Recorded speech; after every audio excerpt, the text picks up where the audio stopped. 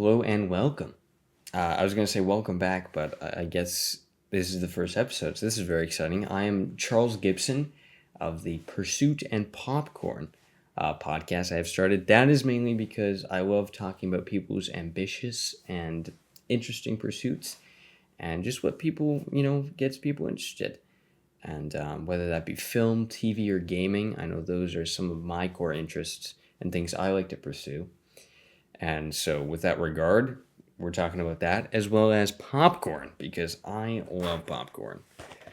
And this popcorn here,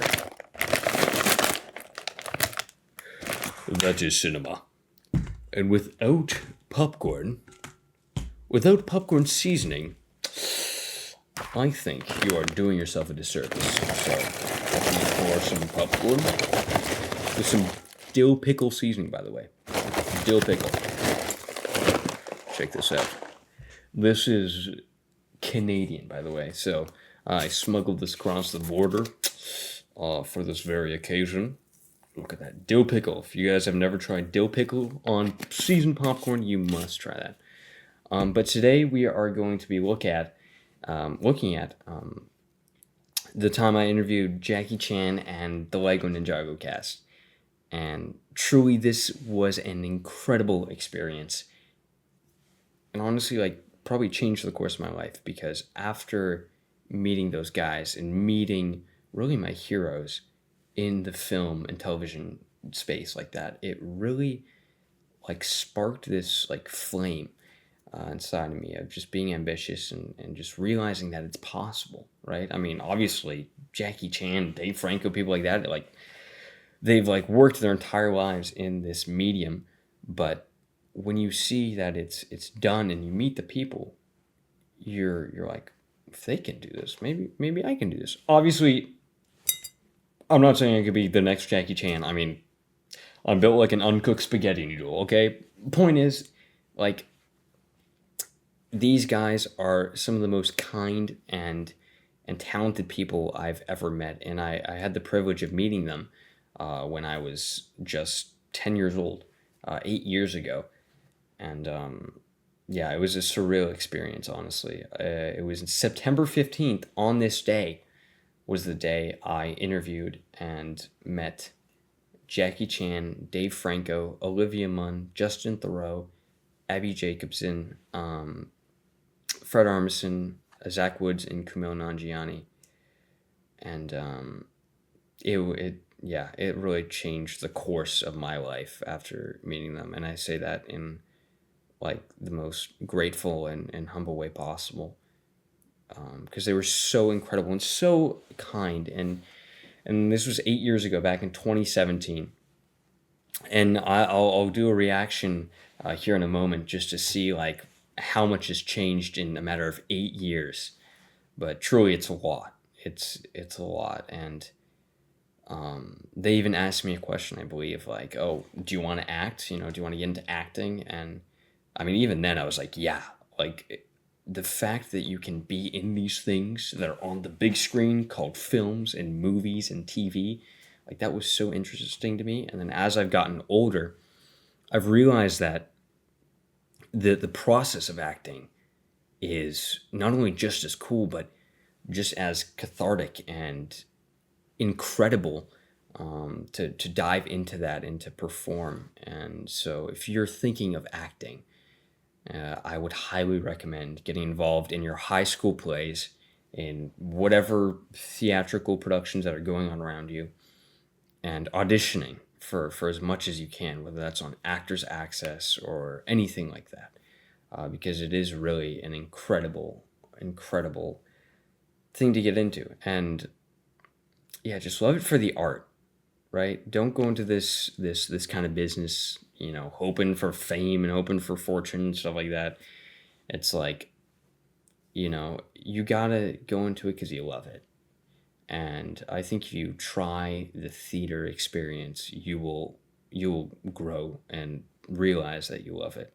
I mean, that was my experience. I initially wanted to be just a film actor, right? And then I got involved in my high school play, and I'm very fortunate that the productions are lovely and incredible value. And I went on stage for the first time, and like my eyes were open to just this whole different world of embodying different characters and different emotions in during a performance. And it is really like it's almost spiritual, like acting. I don't know how to explain it. It's not something like you do really. It's like something you feel and you react, and it's a beautiful process. And so my point being, to wrap it all together, is that Jackie Chan, Dave Franco, Olivia Munn, Justin Theroux, Zach Woods, Kumail Nanjiani, Abbi Jacobson, and Fred Armisen, they all contributed to this drive and ambition I have for this art form and for acting and for film. And yeah, this is such a turning point really in my life that I would love to share with you guys if you guys are, if you're interested. So I'll do a reaction here, and I'll kind of walk through, how I was so fortunate enough to interview these legends, and just everything and what was going on in my mind, and exactly the process of what I did, like to prep for like notes and stuff like that, and questions that I wanted to ask. And yeah, it was truly a great experience and very exciting. So I am very fortunate to be able to react to this, because actually this was on the I'll go full screen for a second. What am I saying? This they posted this to IGN, because none of this would have been possible without IGN. I mean, IGN, I'm so grateful to them and the people who worked there, who gave me that incredible opportunity. Terry Schwartz, my dad, people at IGN who are just so kind and so loving. And I dive a little bit more into that, later on, of why, they were so incredible. But here, I'll just click go, and then we can react. But yeah, junior IGN reporter. Wealthfront offers a cash account. Ads. I need to get an ad blocker. What am I doing? Honestly, this is a rookie mistake right here. All right, here we go. Here we go. 8 years ago today. This is insane. This is pretty amazing. I'm so blessed. This is. All right. Well, I'll just play it. If you guys want to watch the full video unedited, I can link that down in the description below, to IGN. And but yeah, I'll kind of let it play through once, and then I'll come back and I'll sort of comment and narrate what's exactly going on in my brain and how this came to be. But all right, let's do it. My name is Charlie from IGN, Nice. and I'm here to ask you a few questions. Okay. Who do you think has the coolest mech? I think I do. The dragon. Yeah. The two things I want to ride with the dragon. I don't want to pause it thing- already, but the crazy thing is when we did the interview, it's broken up into to each different actor. So they paired Dave Franco and Jackie Chan together, and they were the first people I had to interview. Like they weren't like second or third, so I could warm up. Like they were the first people I had to interview, and I'm like, oh my goodness, like my hero. And I remember my one of my favorite films of all time of Jackie Chan. I mean, most people would say like Rush Hour and stuff like that, which Rush Hour is incredible, but my favorite Jackie Chan film was Spy Next Door. And it's like, to this day, I remember so many incredible scenes of him like using a chair and like attacking and people and like defending, and I just thought that was such an incredible film, and to see one of my favorite actors in one of my favorite films when I was younger in front of me, it is incredible. I remember opening I remember someone opened the door just before I went in to interview them, and I saw Jackie Chan. Like, I swear I made eye contact with him through the door as it was closing, and I was like, oh, this is real. This is insane. how is this my life, And so that was an insane memory that I still have to this day. But yeah, they were the first people I had to interview out of, all the rest of the cast, which, I mean, I love everyone else, but like Jackie Chan for me was like and is still a hero of mine. So to see him and interview him first was so nerve-wracking, but I was so excited. Sorry. I want to have my own wing. Mine is like a spider-like. Yeah. That's pretty cool. Pretty rad, right? What about you? Mine? Oh, it's a Think tough. carefully. I'm treading on thin ice. I felt so dumb after that because I realized her mech doesn't tread on ice; it treads on like water. It's like a water mech, right? But my brain was like, ice water. This is gonna be so funny. I'm gonna get them both laughing. And I love Fred Armisen's Should you just pin like school? he laughs, but he's Did like, you pin school? No. I mean, why are we not? sorry. I'm treading on thin ice. Should you pin school? No. I mean, why are we not? We're just going along with the interviews as if this is normal. You guys, this is bad. We just listen. How Don't old are bring you? it up, you know. I'm 10. He's 10. How old are you? Okay. Wow. Listen, I know I get a lot of hate for this, but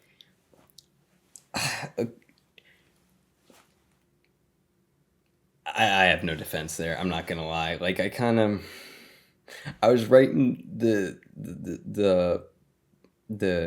what's it called? The questions and the material and stuff like that. And you'll see later on I get to like Jackie Chan and stuff like that. And he asks if I know how old he is because I didn't know how old Dave Franco was at the time. And Jackie Chan says, "Oh, how old do you think I am?" And I was like, I may or may not have researched it. But I didn't research the rest of these guys, and I was like, wait, maybe the editors want me to ask how old they are, so I'm just going to do that for the rest of them. And then they put in the fact I asked Abbi Jacobson, who's so lovely, how old she is, and you can see Fred Armisen's face here, who is so amazing and so lovely. They're both amazing and hilarious, and so it was such a funny interaction. Myself or my Or character? Garmadon and Coco? Garmadon's hundreds of years old. How old do you think I am? 35. Good. How old? I love that guess. How old? I researched it. Yeah, I researched it. What? He said he researched it. He already knows. How old are you? I am 10, and I was wondering, how do I get to be in a Lego Ninjago movie? You have to train. You have to get in your peak physical condition. I think you really should be in a Lego movie. Triathlons, Never stop talking. marathons, If there's like a lull and there's no sound, fill it with talking. Olympics. And one day you probably become an action star. Which character would you want to play? I don't know, Lloyd? Lloyd? All right. Okay. So let's get rid of Dave Franco. Wow. Do you want to act? Yeah. Yeah. What's your favorite game of all time? Whew, it's tough. It might be Legend of Zelda: A Link to the Past on the Super Nintendo. Emotional games are usually my favorite. Oh God. Mind games are her favorite game. My favorite game is Call of Duty. Oh, that's a really good one. Too bad my dad doesn't let me play it. Oh, really? But he lets you work for a living? My favorite video game. I will say that is true. I believe Call of Duty World War II almost just came out, or came out like a little bit after that. But I remember, like the first person shooters, like my dad sort of steered away from for a little bit, and then Titanfall 2 was my first ever like FPS game that I really got into. But it is really funny how I would see my dad playing Call of Duty and be like, oh, can I play, and and so yeah, I think that was just such an amazing moment of how, Justin Theroux and Olivia Munn, like everyone was so amazing and so kind, and they like them and everyone else, they like talked to you, like I was an adult, which is so incredible. Because looking back, I'm like, I'm so young there. Obviously, when I'm in the moment, I'm like, I mean, why? How else would they talk to me, But like when you see me, I'm a child. I am grown up now. Look, I am cute there. There's more to be desired. Let's just say that. Not even articulate, as you can see. But No, that is a baby face. Look at that. Really good one. Too bad my dad doesn't let me play it. That's great. Oh, that's a really good one. Too bad my dad doesn't let me play it. Oh, really? But he lets you work for a living? And one more thing is that actually, my dad is off to the side there, like 5 feet away, not even. Just watching, and so that's where I was looking, and that's where Ovi, Munn, and everything was looking, and they were just so incredible. My favorite video game when I was a kid was a game called Living Jazz, which was a game where you wander through the history of jazz. That's true. Hey, thank you so much. Oh man. That right there, I remember thinking in that moment, I was like, what? I've never heard of that game, and even today I'm like, I have no idea. But I love how Kumail Nanjiani is like, okay, this is clearly like a joke that Zach Woods got going on, because this is very much Zach Woods humor, and he's just hilarious, and it's absolutely incredible, and you can see it right here. Wander through the history of jazz. That's true. So you can see my brain trying to piece it together before being like, all right, that's awesome, and yeah, they're just absolutely so hilarious and so kind. Thank you so much. Oh man.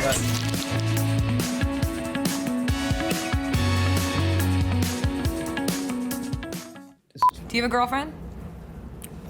Where is this going? I just want to know. He's 10 years old. We're talking about our relationship. All right. Uh-oh. That's Silence. the right expression. Silence Don't says answer a that lot. question. CJ. There's a lot. I get that. You're saying a lot by not saying anything.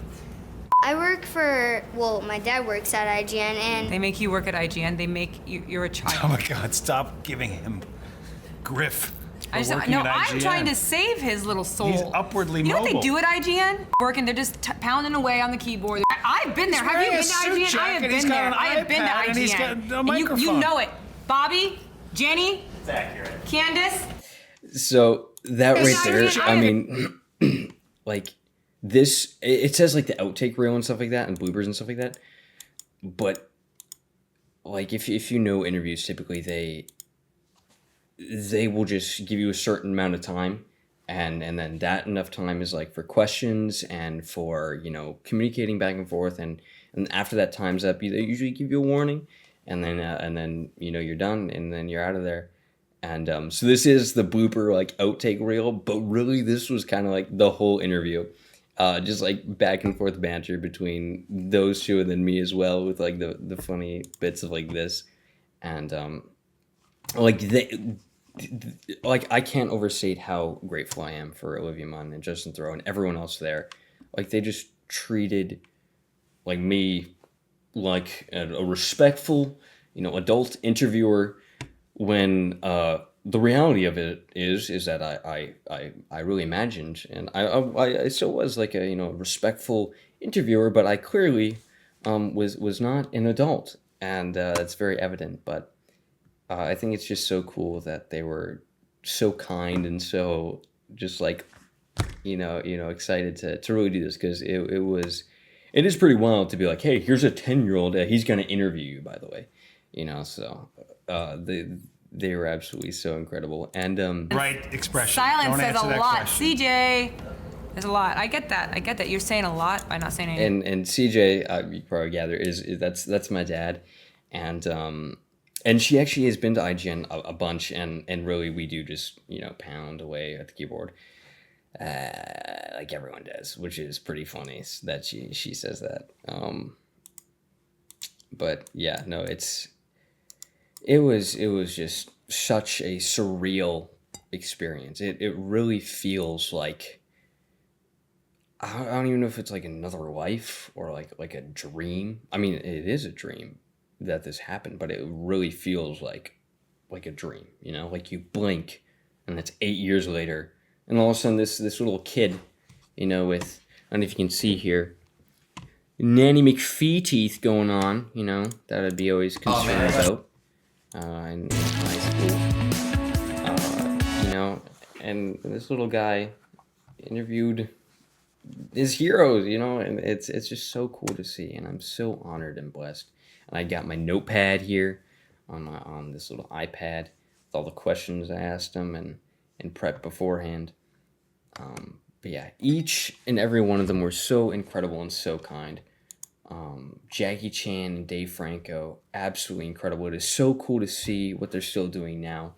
I mean, Jackie Chan just recently in the new Karate Kid movie, and Dave Franco in the studio, like, that was, like, Dave Franco in the studio is probably one of my favorite performances of a character in a while. I know he's, like, playing himself, right? But, like, even still, it's hilarious, and he does such a good job, and, like, I could just not stop laughing. So I love seeing what they're doing. Like, even now, Justin Theroux, even just recently, is in Fallout. In fact, Fred Armisen is also in Fallout. Justin Theroux is teased in the season 2 trailer, which hasn't dropped yet. But Fred Armisen is in one of the end episodes of the first season, and so that is absolutely so cool to see. And I even look back now after I've grown up and I watch more hilarious, you know, comedies that I love and hold near and dear to my heart, like Anchorman. And Fred Armisen's in Anchorman, right? Just randomly, he's just like, "Oh, Mr. Burgundy, we just love so much that you do around," and it's like, that's hilarious. He's in so many things, and you know, when you watch back, and Gabe from The Office, right? Like, I would watch these shows and movies later on, and the more I would experience and watch film and TV, and the more I would consume that, the more I would have so much, like, just gratitude for being able to do this, because Gabe is a hilarious character from The Office that Zach Wood plays. And I remember even, like, starting to, like, watch The Office and stuff like that. But I didn't get to the seasons really with Gabe yet. But I remember my mom showed me just beforehand, and I was like, wait, this guy's amazing. But, you know, watching that and then watching what Kumail has done as well, like, it's absolutely incredible, you know. And I mean, it's truly a blessing. And the dream, like, truly the dream would to be just continue to pursue in this field, you know, of film and television, but acting, you know, as an art form as well. And it'd be such an honor to, like, act alongside, you know, some of these guys one day, because, like, that's truly amazing. And Justin Theroux, sorry, I have to go on a tangent, would you say, real quick. This guy is phenomenal, okay? This guy is insane. He, like, co-wrote Zoolander and Tropic Thunder, and he's, like, in those films as well. And from his writing and acting performances as well, he's absolutely phenomenal. And he's just a hilarious guy. And really, like, he just has so much heart and so much character to him as well, that you can just see that even through this video as well. And to see him now in Fallout is so cool. And I just cannot wait to see what more of these guys do. Olivia Munn, now married to John Mulaney, which if you know me, I like to do an impression of John Mulaney. I love that guy. I'm not gonna do it right now because it's a little late, but, you know, it's nevertheless pretty amazing. And just seeing what everyone's doing, and it's truly remarkable to see what's happened in 8 years. And it was such a phenomenal experience. And really, what I want to bring this to, because the podcast is called Pursuit and Popcorn, right? I realize a podcast surrounding a food item, probably not the most genius idea, because it gets picked up on the mic, but we work with it and it's fun. So, you know. Oh well. But I will say, it's Pursuit and Popcorn. Popcorn because I love popcorn, when you always have it with movies and TV, but Pursuit because I'm like 10 here, right? And really, I think when I watched when I experienced all this, I realized that whatever you want to do in life, whatever it is, as long as you give it your whole heart and you pursue it with everything in you, like, what's stopping you, you know? People talk about, especially in the acting industry, or anything when it comes to film, television, or the arts, really.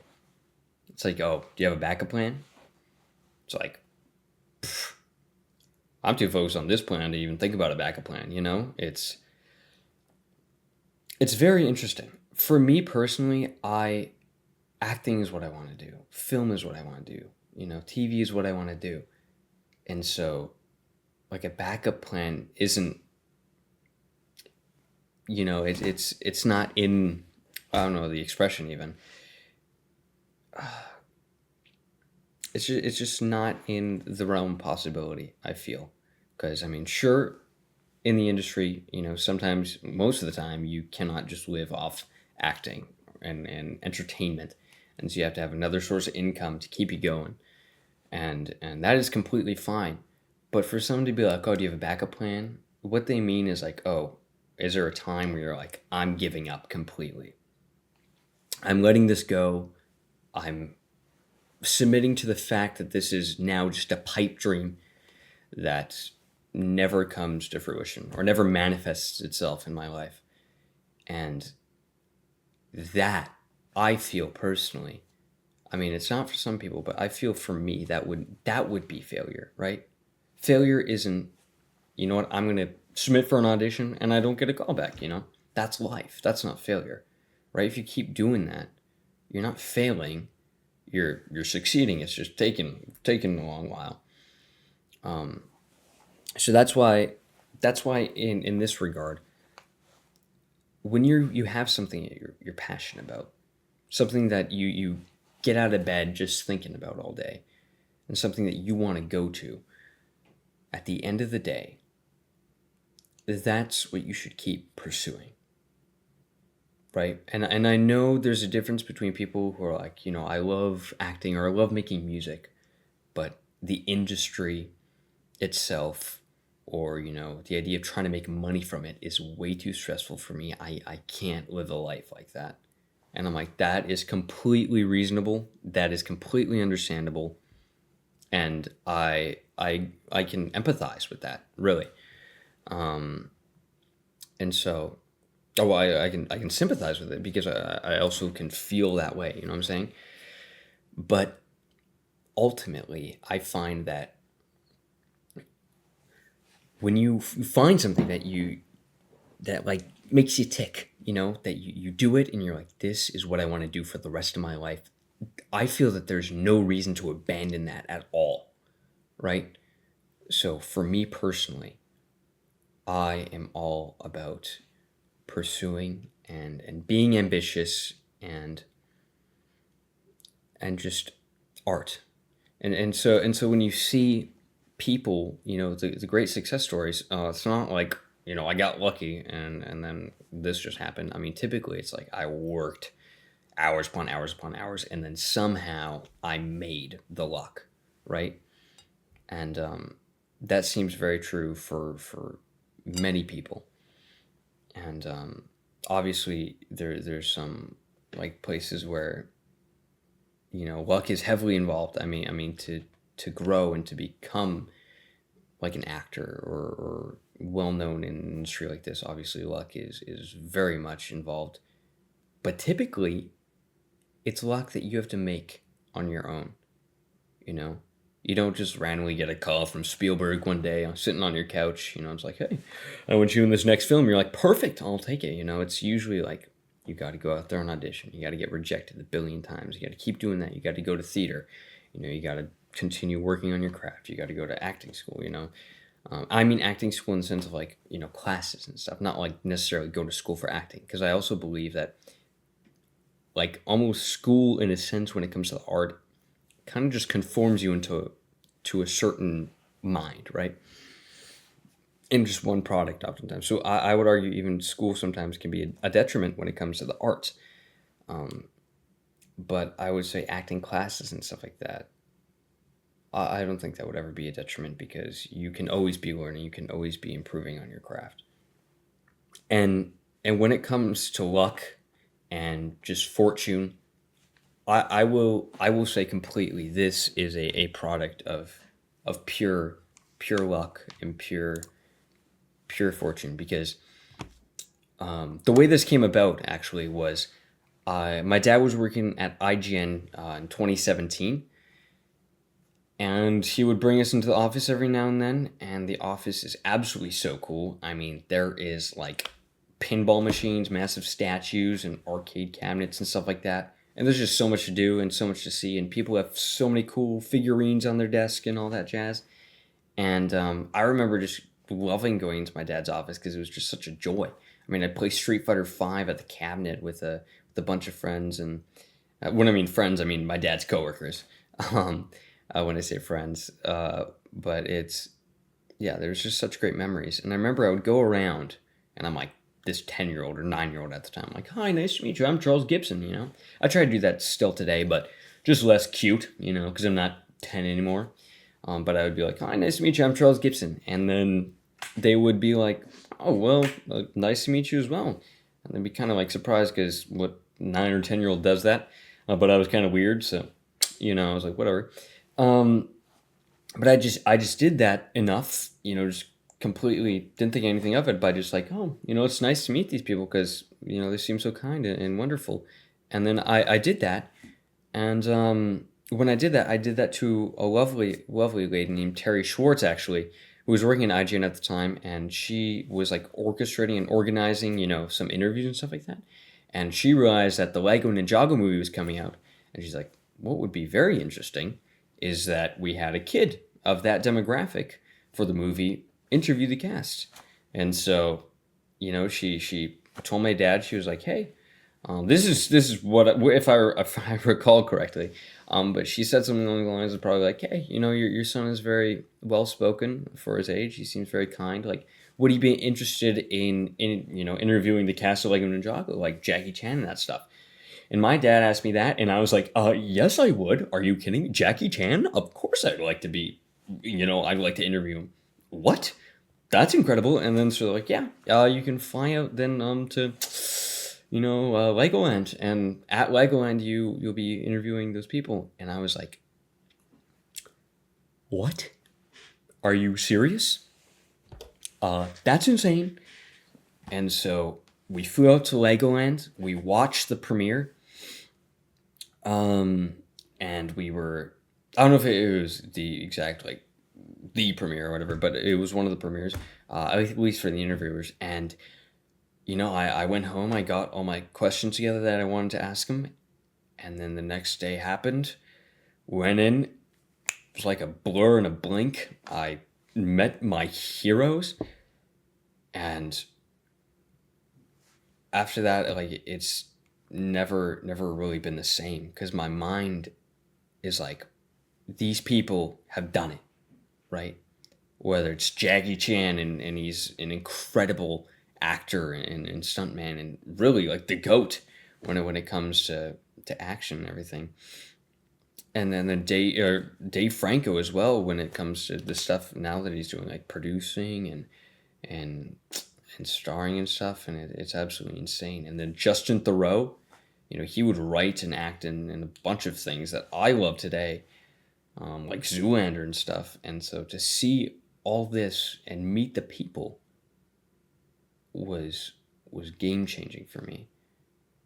And that just gave me such a sense of gratitude and excitement, really, for what can be done in this world and in this life. And so, yeah, I mean, even in the video, I could try to find exactly where it is, but, you know, Dave Franco asked me, he's like, oh, you want to act? All right. Okay. So let's get. Stop. Which character would you want to play? I don't know, Lloyd. Lloyd? All right. Okay. So let's get rid of Dave Franco. Wow. Do you want to act? Yeah. Yeah?